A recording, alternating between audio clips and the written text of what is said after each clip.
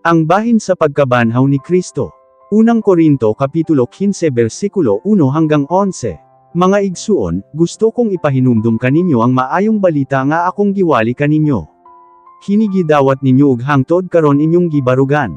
Pinaagi niining maayong balita maluwas kamo, kon huptan ninyo og maayo ang akong giwali kaninyo.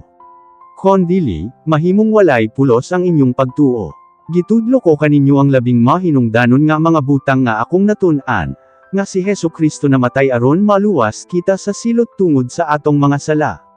Ug kini sumalas sa kasulatan. Gilubong siya og nabanhaw sa ikatulo ka adlaw, sumalas sa kasulatan.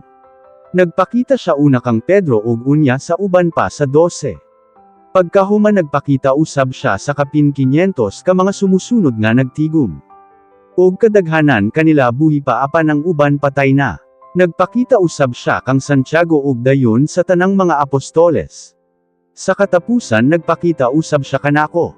Daw sama ako sa usa ka bata nga natawo sa dili ensakto nga panahon.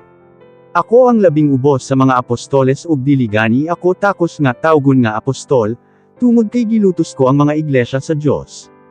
Apan tungod sa grasya sa Dios kanako, karon apostol na ako. Ug walay makaingon nga walay pulos ang grasya sa Dios kanako, tungod kay ang tinuod, mas labaw ang akong paghago kon itandi sa akong kaubang mga apostoles. Apan kana dili tungod sa akong kaugalingon, kon dili tungod sa grasya ug tabang sa Dios. Apan walay kalainan kon ako o sila ang nagtudlo, ang mahinungdanon nga pareho ang among giwali ug pareho usab ang inyong gituuhan.